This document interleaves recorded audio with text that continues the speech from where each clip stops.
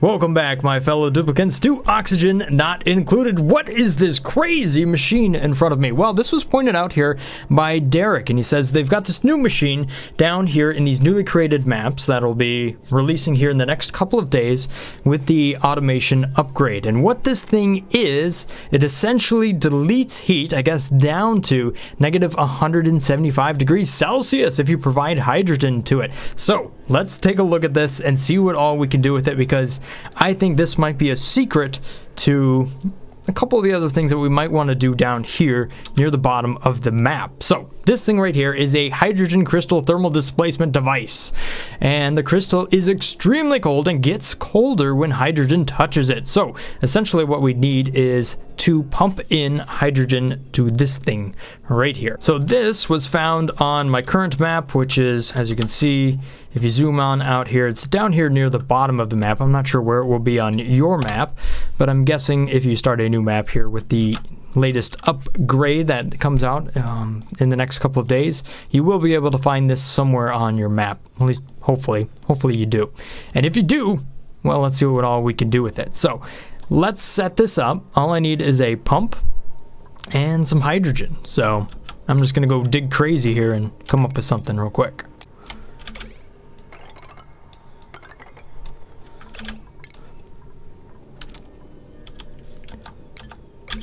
Alright, so there we go.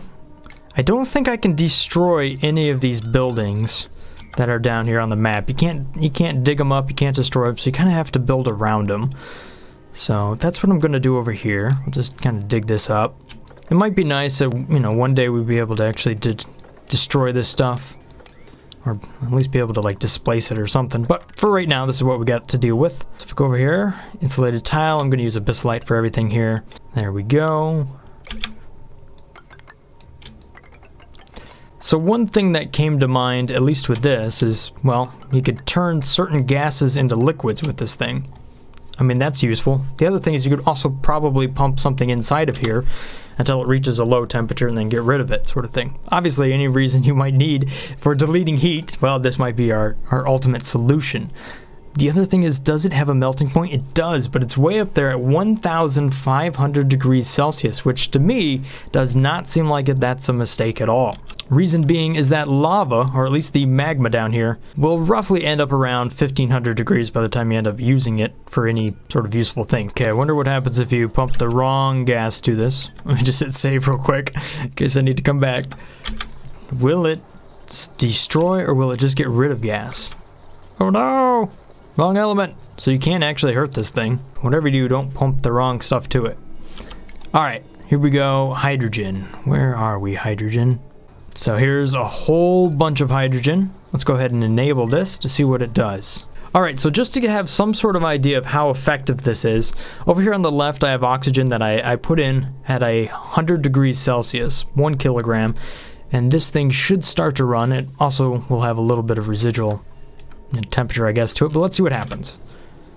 So it starts glowing, it starts giving off all this cold stuff right there. Heat production, okay, so there we have it. That's negative 400 watts, and it's using hydrogen at 10 grams a second. Oh, I guess apparently you can repair it because it's made of iron, which makes sense if you actually look at the details here and its melting temperature. So very, very quickly, in just that short amount of time, look at the temperature drop inside of here. It's down to 10 degrees Celsius. So the cool thing about this is that it really doesn't use very much hydrogen. It's just a huge amount of cooling that we're getting out of this. Okay, this thing's awesome. So if we speed it up and we let it run for a little while here, I mean, look at this thing go. We're already down to negative 15 degrees Celsius. Matter of fact, if you're a little bit lower, look at that. Right down here, it's negative 90. So clearly, because the gas isn't kind of moving around, you know, it's much warmer up here at the top, but down here at the bottom, wow, is that cold. So Derek was saying that this will bottom out at negative 175 degrees Celsius. So let's see if that happens. And if so, then what gases can we condense, and what else could we possibly use this for? Because hydrogen, if we just take a look at this is negative 252 degrees Celsius. That's very, very cold. polluted oxygen. That's negative 183 degrees Celsius. So that's a little bit, it's still a little bit off if we can't get that cold. And it looks like it's bottoming out. Look at that, negative 172 degrees Celsius. It really isn't getting any colder than that. So for a pre-cooler of a liquid oxygen system, I mean, it doesn't get much better than this. I feel like the devs made this with that in mind. Another thing they might have made this in mind is for cooling natural gas once we heat up crude oil to the point where it vaporizes. Now, that's not just crude oil. It'll actually be petroleum and the naphtha as well.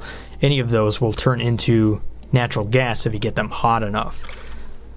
Obviously, though, that takes a ton of heat, so you have to cool it down some way, and it looks like this is our ticket. So this comment right here from That Voice says, if you heat the oil to, I guess, 400 degrees Celsius or more or less, it becomes petroleum and then natural gas. So you can convert that at a 1-to-1 ratio right there, which is really useful if you need a lot of natural gas. Now, there's tons and tons of ways to get natural gas within the game, so I'm not sure that's the one resource that we're really lacking. However, there is, another thing you could do, at least with the oil right there. Some other comments that I can't seem to find right now is saying that once you convert things around, or you get carbon dioxide out of the system, you should be able to actually make more natural gas and increase the amount of oil you essentially have available to you. So you can actually make more oil, potentially, is what one of the comments was saying. I've also seen some other YouTubers, I think Grind the Game, and different posts on the forums about the same sort of thing. So what I'm going to show you here is not really a new thing, but let me just kind of show you, I think, what we can do to kind of help that system out and mix it in with this hydrogen crystal thermal displacement device is, essentially what I'm trying to say, even though I'm failing at it, is that if we pump that natural gas up inside of here, we can then cool it down to the point where we can actually have a gas pump inside of there, so that we can make use of that, because otherwise the temperature that you get off of this magma down here is so hot that you'll end up melting your gas pumps. So let's go ahead and try to make one of these things real quick. It looks like this right here is in line with something I could actually do. So let's just real quick kind of dig this up in a tunnel right there. We'll also do this guy right here, even though I would not be able to get to the neutronium right there. So all sorts of stuff is getting mixed together right here, creating all sorts of madness. And I'm just going to block a lot of it off.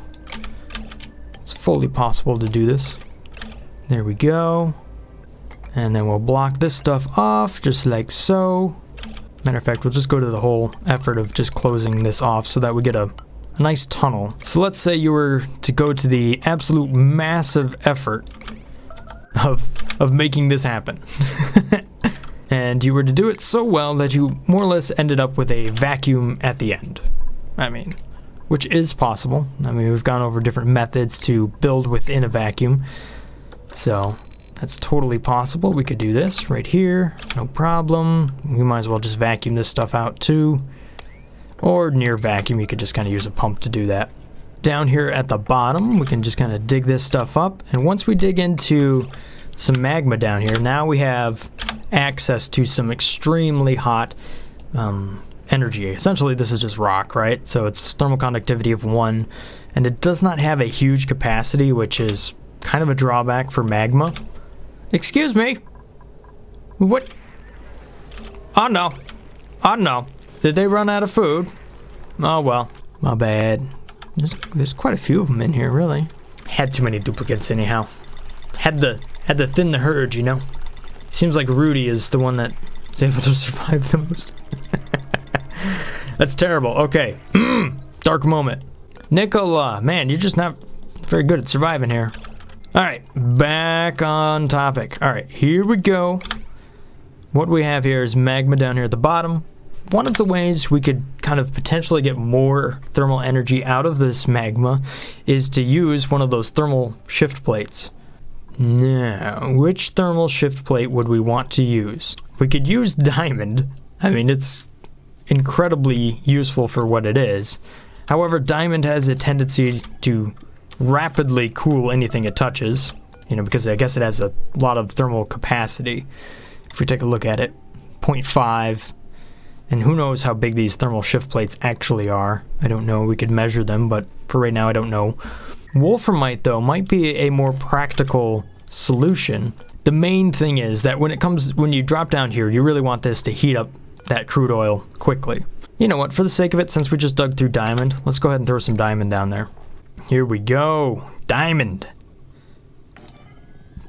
Build a couple of these at the bottom. Look at how hot that got.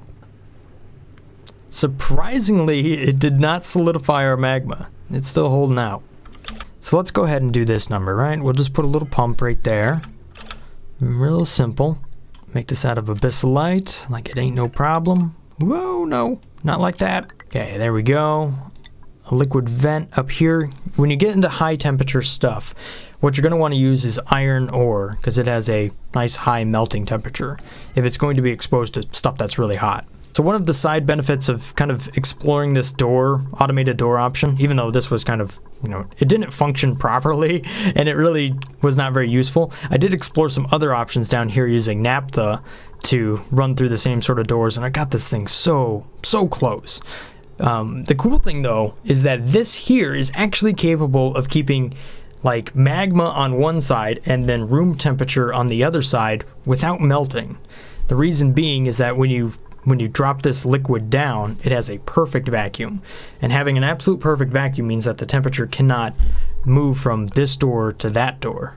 Now, you don't necessarily need naphtha. You can actually just use 3 doors and leave the middle one open, and it'll work that way. So that can be done with iron ore. I think I did it right here, right? So I went through naphtha just to kind of make sure I keep the oxygen over here. And then this door is open, and because that door is open, it's not thermally in contact with that door for whatever reason. So whatever's inside of here can be incredibly hot, and only this door will get hot. And since that can be made of iron ore, it won't melt till you get to 1,500 degrees Celsius. So, which is roughly magma temperature right there. And, you know, this right here is not a drawback as far as your duplicates are concerned, because you're going to be going into this space with an exosuit. Otherwise, your duplicate's going to be like horribly injured. So getting back on point, because that was a bit of a side, you know, got off on a tangent right there. Let's go ahead and pump this like so. So we'll just disable this. We're pumping a little bit of crude oil from this space down here. We can see this crude oil is dropping down, and if we go down to the very first space, or slow speed, let's see what happens here. So we're actually dropping into this magma. This is kind of crazy. But what you're getting is that natural gas that's coming out of that space. However, you can see the temperature on it. It's really hot. Not hot enough to melt iron, but, you know, it's hot. So I tell you what, we're just going to go ahead and enable this building constantly. So we'll just keep getting that drip going. It'll just be going and going and going. This right here, we'll clear this. No big deal. And then I should be able to have a pump live over in this area, right next to this crystal thermal displacement device. So that can be made out of gold amalgam, because that won't get damaged per the temperature. So if we just speed this up, we can see what's happening here. It won't take long for things to kind of end up solid again with the rock. That's because of that the capacity inside of the magma is not huge. That being said, it's still plenty hot. You can see it turns to petroleum, and then petroleum goes above 500 degrees Celsius right here and turns into natural gas. And we can see just how many kilograms of natural gas we have. So this is very, very useful, but at the same time, it's a ton of gas. So we might actually want to use a door compressor at some point to actually compress that. Now, we could do that directly right down here using one of these devices right here. And if they're made out of the right type of door, well, they wouldn't have a problem. They would not melt. So then you could just store really, really hot natural gas, which might be useful in its own right in order to make steam or whatever else you wanted to use really hot gas for. Still, you can see that the temperature, by the time we're getting up here to the top, that's 1,000 degrees Celsius. It's incredibly hot. But if you take a look at the temperatures once we get inside of here, well, you can see what we have. We've actually liquefied something completely new, which is methane. Ooh. So methane is really, really cold natural gas. So once we get natural gas down to its condensation point, it'll become a liquid. And that liquid is known as methane. And you can see the properties right here. Thermal conductivity of 0.03. So very, very low thermal conductivity with a decent heat capacity though. Its freezing point is negative 182.6. Darn it! I was looking at this earlier today thinking, man, what is the one liquid that we're just missing right here? And then I noticed methane there and I thought, oh, maybe that's it. But no, unfortunately it will turn to a solid, and that solid cannot be used to cool down or supercool like polluted oxygen or anything like that. It is, however, another way to kind of store natural gas, and all you need to do is add a little bit of temperature. So let's see if this hydrogen thing can keep up with all this madness inside of here. From a temperature standpoint, no, it's saturating it. So what we really need to do is make a door.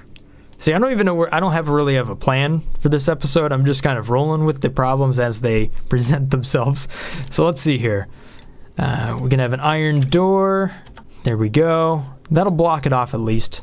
And then we'll only open this up until it goes above a certain degrees Celsius. So you can see the natural gas inside of here. It's cooling down. So let's just make a very simple thermal sensor real quick. We'll just take this guy. We can make it out of tungsten so that it very quickly, matches the temperature here. And then we'll just throw an automation wire to this door, which will be down here on the bottom. And this door will be open if it's below 100 degrees Celsius. The amount of pressure we're going to have over here is going to constantly be building up. Matter of fact, we've gotten a little too hot, and the hydrogen thermal displacement device is starting to destroy itself. That's not good. So here's where we need to use that door trick I was talking about earlier, because that thermal energy is finding its way through that first door and is starting to increase the temperature of the stuff over here. We can't cool it down fast enough.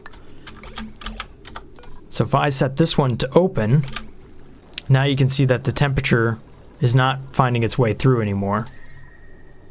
So this is 117 degrees Celsius, while the door over here on the left is 400 degrees Celsius. Alright, so I've unfortunately heated up this guy here a little bit too much. So let's see if we can fix it with just some iron ore. Real quickly, I'll just dig this up and repair. There you go, buddy. You should be able to repair this. No! Uh-oh. Uh-oh. Ooh, he did. Let's try another duplicate. Meep. Come on, Meep. You can do it. Fix it. Okay, that's not gonna work. Apparently you really don't want this thing to be destroyed. There's just no way to fix it. Alright, Meep. Come on, fix it up. No! He's having a really bad day. Alright. So I think we learned something there. You have to be careful when dealing with that piece of equipment because it doesn't seem like you can really perform a lot of maintenance on it. So let's just start over from the beginning, more or less where we were just getting some natural gas inside of here at a decent temperature. So now that we're prepared, let's see if we can actually make a working system here that does not overheat itself. So what's something we could do to kind of protect this a little bit more? Well, I think we can use more of these thermal shift plates because not only do they work to transfer that energy, they also have some specific heat capacity as well. So I think that's where some more of this diamond plates can come in handy as far as, being able to transfer at least some of that thermal energy. And when we suddenly get a lot of heat right next to this, we'll be able to cool it down as it's, moving into this space. So we're more or less, we're using this for its capacity at this point. I mean, obviously being able to, that's what this thing's designed to do. I guess it makes sense, right? There we go. Bunch of diamond. But then again, there's a bunch of diamond down here, so we should be able to make it.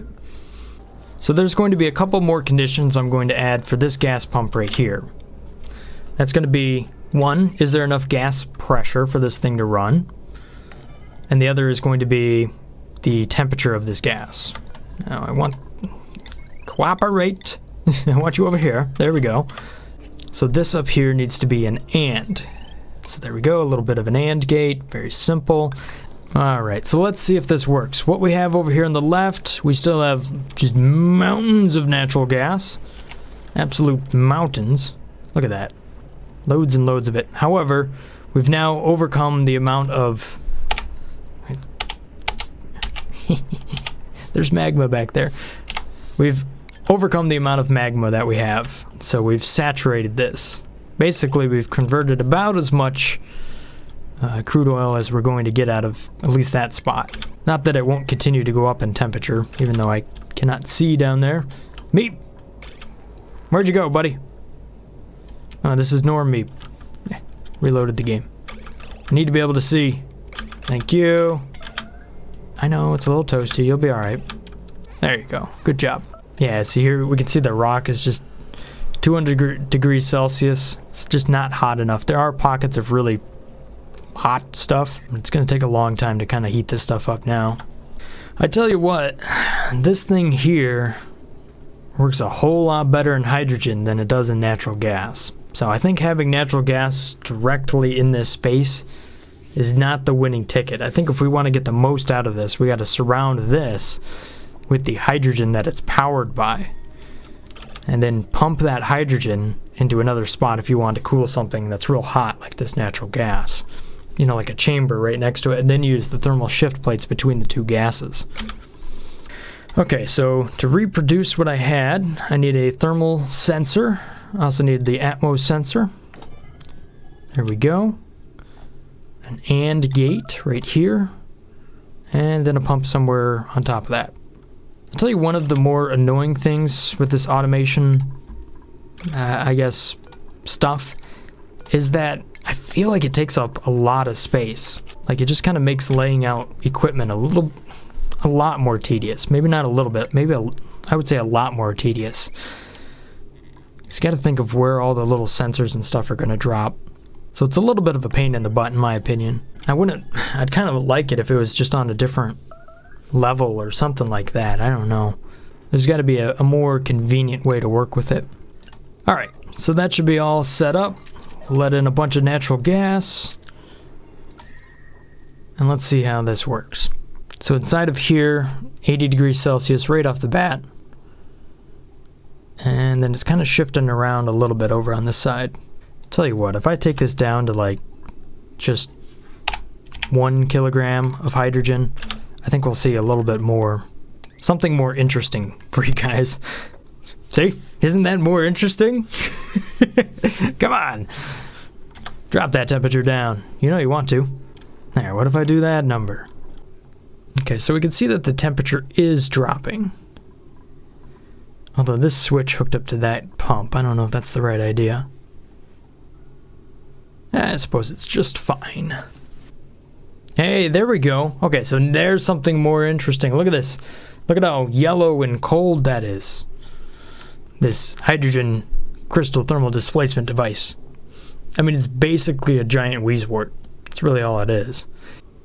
However, the one difference is that it doesn't seem to be pumping gas around anywhere. Like, everything is just right in that spot. So you can see right there, that stays at exactly 1 kilogram. Whereas if you had a wheezewort, it'd be trying to move that gas. These thermal shift plates, I think they just have so much thermal capacity that they're nearly impossible to change the temperature of. So let me just get rid of these. They're like kind of hard to work with here. Deconstruct, back wall, there you go. What if I try something a little bit more appropriate, like tungsten? There we go, see, that works. And now what I really want to do is try to get the cold from this area, so I can kind of just make this a little diagonal, and bring it over here, so that I start affecting this. See? There we go. Boom, there it opened up, got super hot, and we made that vacuum down there to make sure that this door doesn't overheat. The temperature's dropping down. I like it. And you can see how that changed back. So that was pretty cool. Or pretty hot, whichever way you want to go about it. The one thing left, though, I think, is to move this thermal sensor kind of down there and then separate the two so I can actually pump before I open the door up. Otherwise, I never get anything out of here. So as long as this is below 75C, and then once this door goes down here to, let's say, below 50, there we go. That should work.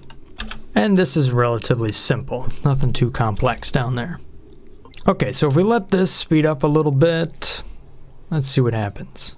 There we go. Start to pump out a little bit of natural gas. And we have some up top. That was a vacuum before. So that's up to 48 grams right there. Not a huge amount. Oh, you know what we should do? Here's what we should do. We should pump this into a room and actually just kind of measure exactly how much we can get out of this in a single day. Because what we're essentially doing is taking natural gas down here that we've made out of oil, and by the time it's down to a nice, I don't know, friendly temperature, we'll see just how much of that we can convert in a day by using the hydrogen crystal thermal displacement device. That's really where this is all going. Even though I never really planned for that at the beginning of the video, that's where we're going. Alright, so what are my limits here? I can work with a gas that's up to 125 degrees Celsius, so we'll just put 120. Therefore, the temperature that I kind of want to bring stuff in and wait for it to cool, let's say that's going to be 90 degrees Celsius. So we'll let this run a little bit more. We don't have to cool things quite as much. We don't have to get down to 50 degrees Celsius. That's not at all what we need. So, and then what cycle are we on? We're about 334 and a half right now. It almost seems like I can actually run this a little bit hotter. So maybe if I set this to just 100, I'll be able to get a little bit more out of it. Okay, that seems to be working better. So now with these new settings, let me go ahead and just run a vacuum here. Ooh, and we'll finally break out the spreadsheet again.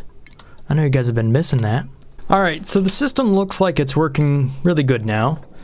I'm just going to have to pull a vacuum each end of the cycle here. So I'm going to start my test here at 340, that's cycle 340, and then we'll do 5 cycles just to see how much this thing is actually converting. And it seems like it's working on a pretty regular basis as far as what it's doing. It seems very consistent at this point, so it'll be interesting to see what all it can convert in a single cycle. We'll get some sort of idea of just how much power we can actually get out of this, because obviously if you can't pump it into a natural gas generator because it melts all of your gas pumps, then, well, it's not really useful, even though we can convert quite a bit of natural gas down here. But look at it. We've turned all of this magma into rock at this point. Still, we've got like 27.4 kilograms worth of natural gas in each tile right there. Problem is that it's fairly hot. Although it isn't incredibly hot, it's actually cooled down quite a bit from where it was. We'll have to top it up with some nice fresh magma, huh? How about we do that? I don't want to deal with anything that's too cold. Let's make this nice and hot again. Look at that! Natural gas! Yeah, see, that's nice and hot. Okay, good. Alright, so the results are in for this little experiment over here on the left. The hydrogen crystal thermal displacement device was able to cool down 40.36 kilograms of natural gas per cycle on average. It actually went up and down quite a bit. We saw 16.4 as its low, and then the high was actually right there at 60. And however, there were several cycles that were right around 40. So 40 is a decent average. We could run it a little bit longer. But that right there is good for 538 kilojoules of power a day, which is quite a bit of power. So there you have it, guys. I think this is a really cool device. Thank you to Derek to pointing this out to me so that I can explore it and see what all we can do with it. There's also some other crazy things. We can condense probably carbon dioxide or something like that into a liquid form and pump it off. You can do a lot of different things here with what is basically a giant Weezwort right there. So that's awesome. A great way to delete some energy. And in this case right here, we deleted, thermal energy from natural gas to make it usable and to generate quite a bit of power if we need to. Now, it isn't infinite power because, you got to get to your magma and Magma is only accessible in certain areas, but don't get me wrong, if you're willing to work for it, there's a lot of power to be had down here. So thank you guys for watching. Hopefully you guys have enjoyed this little episode of Oxygen Not Included. If you got some ideas for me, go ahead and leave them down there in the comment section below. And if I've earned your subscription, then thank you so much for that. Have a great day, guys. Stay awesome. Peace. Brothgar out.